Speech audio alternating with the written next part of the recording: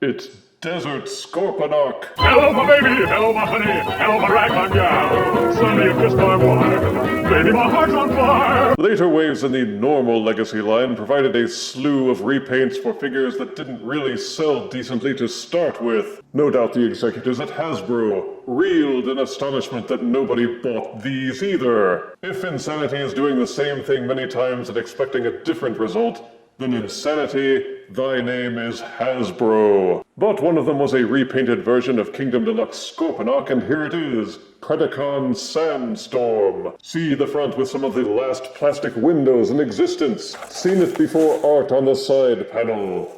Glowing Photoshop-enhanced photos on the back.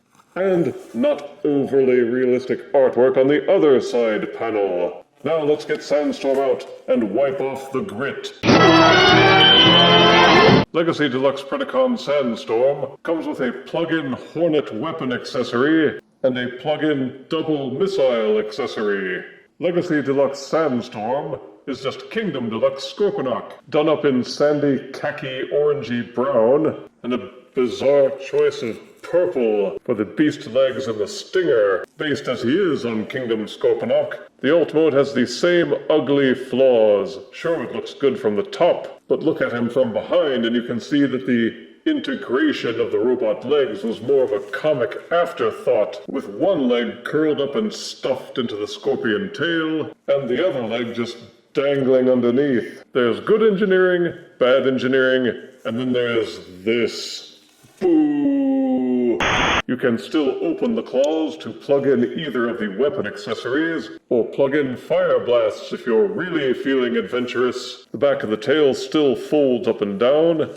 The stinger is ball-socketed for full rotation, and if you disengage the robot leg, you can fold the back portions of the tail forward to give him an archy, stingy look. Though it does mean that you have to put up with the robot legs sticking out at the back. You can use the hinges and joints to minimize the ugliness, but it's like painting over a damaged wall. It may look pretty from the front, but underneath you know the damage is still there. The rear legs are ball-socketed for independent rotation. The two middle legs are fused together and can be angled around on their ball socket. And the front beast leg is ball-socketed at mid-joint. Each of the pincer arms can be swiveled up and down, angled forwards and backwards, bent at the elbow, the claws can be rotated, and the pincer is opened and closed. As crummy as it was for the alt mode to have the robot legs so poorly integrated, you can't really say the robot mode does any better at integrating the beast parts. The robot arms are just the scorpion arms, rotated in different directions.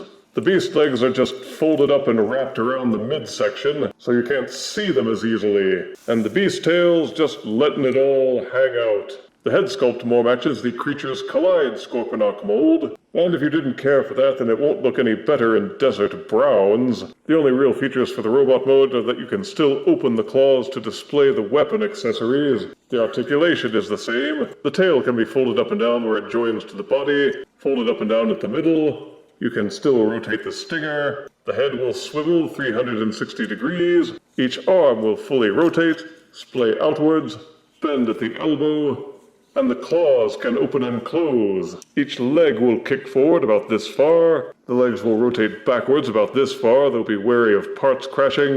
The hips will only rotate to the left and to the right about this far before parts crashing starts. Each knee can fully fold in on itself. There's an upper thigh swivel, and each ankle will pivot to the left and to the right, and one foot will fold forwards all the way while the other one is split in half for the transformation. So there is posing potential, although you have to decide for yourself whether the wacky engineering makes him look good in any pose.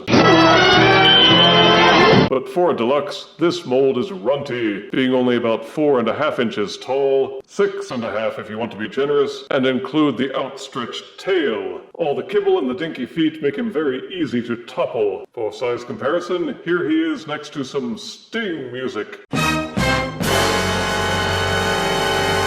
It's a good thing the minions picked this up for a bargain at Ross, because only that could make it tempting to get this as a repaint army build. Kingdom Deluxe Scorponok wasn't the best of the line, and this legacy adaptation hasn't made any improvements. Positives are that the beast mode looks fearsome, at least from the front. There's some customizing options, both modes have articulation, and the colors are certainly unique. Negatives are that both modes have some serious kibble issues, which may be in line for his original 90s figure, but which should have been better contrived for the modern age. The weapon options are limited, the transformation is mediocre at best, the beast leg articulation is frustratingly limited. Given that the scorpion mode does not depend on the beast legs in any way to lie flat on a level surface, there's no reason why they couldn't have separated each beast leg and given each joint a ball socket so you could really pose him up the wazoo. Even the lower Ross price doesn't seem worth it, and I give Legacy Deluxe Predacon Sandstorm